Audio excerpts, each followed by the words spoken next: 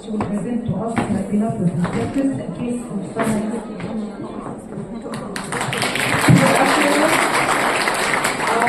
Thank you for the huge pleasure and honor to be here among this esteemed gathering of professors, doctors, and distinguished colleagues.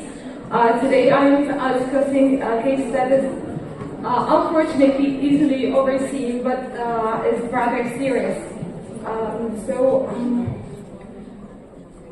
CIK is a 1-year-old female patient. She's the first order of birth with no history of NICU admission or previous hospital admission. The family reported that the child has been experiencing vomiting, diarrhea, and fever for 4 days before admission, being admitted to another hospital where she was treated as a case of gastroenteritis with rehydration therapy, antibiotics, and antibiotics. She presented with a persistent fever, altered level of consciousness, and gastrointestinal bleeding characterized by coffee, ground vomiting, and melena. On the same day of presentation, she developed convulsions followed by onset of right-sided hemiparesis. She finally experienced a rapid deterioration into coma. There is a little bit of history I'm omitting here, suspense, but we're going to get to it later. So on examination, her vitals and perfusion indices were pretty much within normal except for a slightly high temperature. Generally, she was disoriented, agitated, and continuously crying. Her systematic examination was normal except for a GCS Glasgow Coma scale of 13, hypotonia, hyperreflexia on the right lower limb. We moved on to the labs bit. I was planning to, this color was not normal in red, so actually everything was abnormal in her labs. She had an affected CDC indices, as you can see, severe metabolic acidosis, and pretty much deranged liver function results. The enzymes, the bilirubin, everything was shooting. This showed affection of the synthetic function of the liver as well. This child was in acute liver failure, as we can see, as well as she was hypoglycemic. By now we had this primary differential diagnosis for what could have caused this picture of acute liver failure. On the top of the list was infectious hepatitis being the most common cause, such as hepatitis A, B, C, and E, Epstein-Barr and cytomegaloviruses, among others, drug-induced liver injuries such as antibiotics, anticonvulsants, paracetamol overdose, among others, metabolic disorders such as mitochondrial defects, urea cycle defects, Wilson, but is not in this age group at all. Autoimmune hepatitis also was excluded because of the age group. It is more common in older children and adolescents. Hemophagocytic lymphohistiocytosis, which presents with persistent fever, hepatosplenomegaly, and this is not the diagnosis. Raised suspicion due to extremely elevated liver function tests, and really digging into the history and asking the mother repeatedly if she had given her early medication, revealed that she was self-medicating the child with paracetamol in addition to that she was receiving in the hospital. So the child was receiving oral paracetamol in large doses in addition to the IV drip. We ordered an acetaminophen level was high. As we can see here, that was 2 days after the overdose. And as she rapidly deteriorated into a state of coma, we ordered serum ammonia, which was also high, as you can see. At this point, a diagnosis of hepatic encephalopathy due to acute liver cell failure caused by paracetamol toxicity was made. A set of other investigations were done to complete our diagnostic workup, such as tank cultures, the full virology panel, set of neurological investigations, in addition to echo and pelvic abdominal ultrasound, all came back normal. This is the lab sheet for the child since she was admitted until she was discharged. Here we can see how deranged everything was and how everything improved by the last day. After 4 days of admission in the ICU, she started to come out of the failure condition. We can see here that the liver enzymes started to improve dramatically with treatment, of course. The INR started to improve, the CDC, because she started receiving fresh frozen plasma, platelets, and packed RBCs. Also, the ammonia improved, as we can see in those sheets.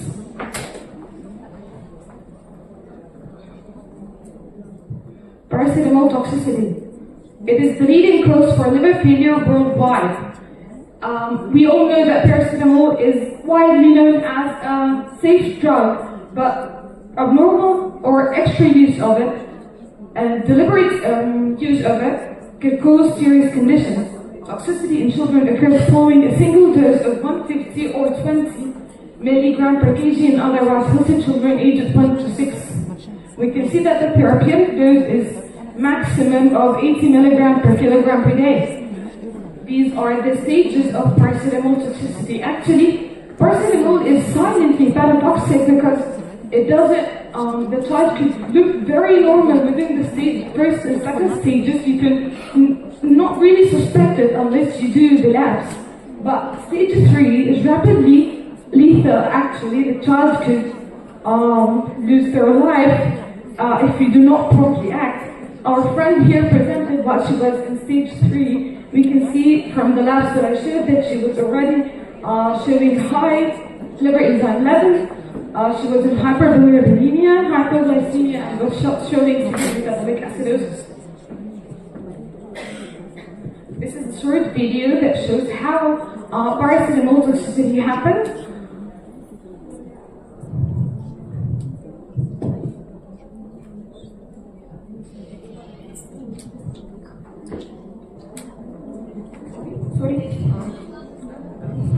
As with most medicines, however, in the uncommon setting of acute acetaminophen overdose, for example, ingestion of 7.5 to 10 grams in 8 hours or less, the amount of NAPQI produced may increase markedly, and the amount of glutathione available may become insufficient to conjugate the NAPQI. It is estimated that when the amount of glutathione is reduced to about 30% of normal, unconjugated NAPQI may bind to hepatic cell macromolecules, leading to hepatic injury. Acute acetaminophen overdose can I just want to say that the doses in this video are adult doses. Moving on to this diagram, it shows the gut-liver-brain axis. As our child finally went into hepatic encephalopathy, I want to take a minute to talk about it and how it happens. So, food is digested in the gut by the bacterial flora. It produces ammonia, which will then goes to the liver to be metabolized into urea and excreted finally. When the liver is not functioning properly, ammonia accumulates, leading it across the blood-brain barrier, reaching the brain, where it's changes into glutamine. Glutamine causes astrocyte edema and dysfunction, leading finally to cerebral edema. Further accumulation of glutamine, ammonia, and other toxins such as inflammatory cytokines leads to further derangement in the cognitive functions and further movement towards seizures and coma. So basically, we need to clear the ammonia so that the child can come out of this condition. This chart shows the types of hepatic encephalopathy, but our friend here is a type A hepatic encephalopathy because it happens second to acute liver failure. I'm not going to go deeper into it. Moving on to the grading using the West Haven criteria. Since our friend is less than 1 year, so this is the grading we want to look at. Actually, when she deteriorated rapidly to a grade 4, so there was no actual time to monitor her going through these whole stages. I'm not going to read them, but they are available in multiple textbooks. So what did we do to manage this child? First, ABC, and everything in every treatment, you have to maintain the airway, breathing, and circulation. Actually, we electively intubate children with hepatic encephalopathy grade 3 and 4, and we keep the sedation for children who are severely delirious and agitated. I had a child once give me body shot for anyone who's interested in boxing, and I don't like it. Other measures are neuroprotective measures such as elevating the bed to 15 to 30 degrees, maintaining normal glycemia and blood pressure. Of course, an acidic should be given immediately in any cases with no paracetamol toxicity. We here have the guidance for the indications of N-acetylcysteine, which all were present in our patient, were serum acetaminophen. Sorry. مواعيد بتجنني.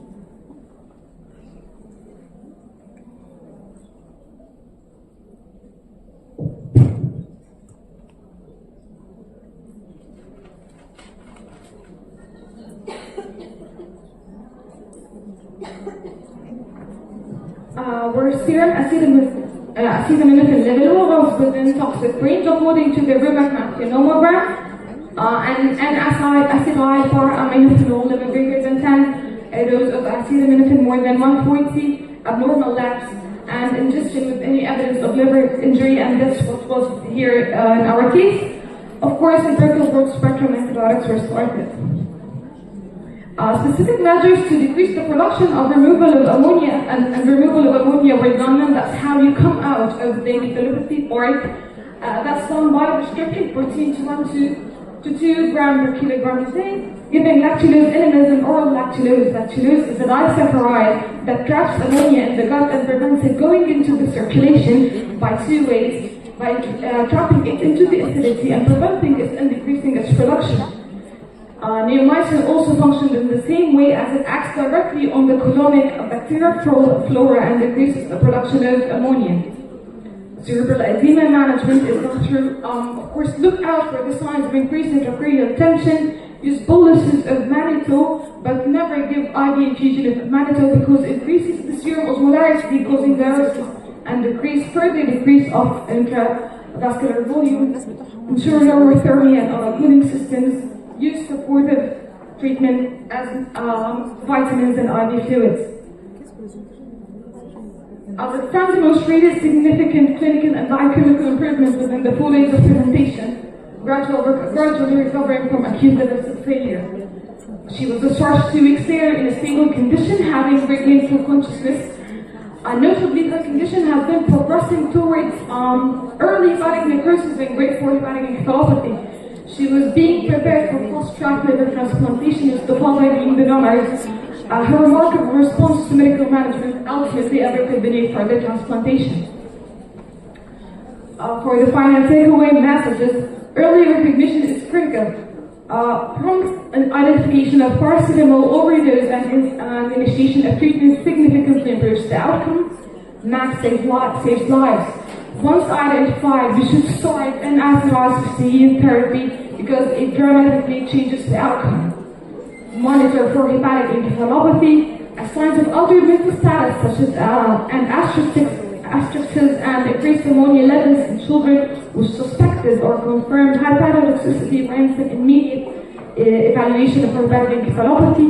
Multi-system monitoring is essential.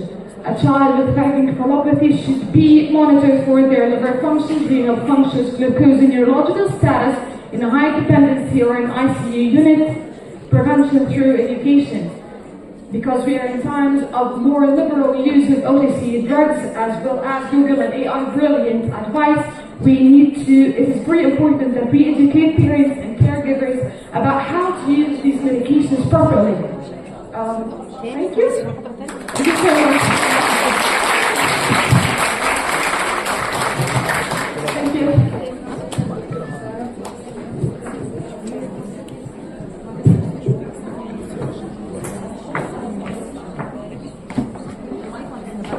وانا ممكن استاذنك دكتور محمد عشان انا استعجلت. يا باشا انت حضرتك اعمل اللي انت عايزاه.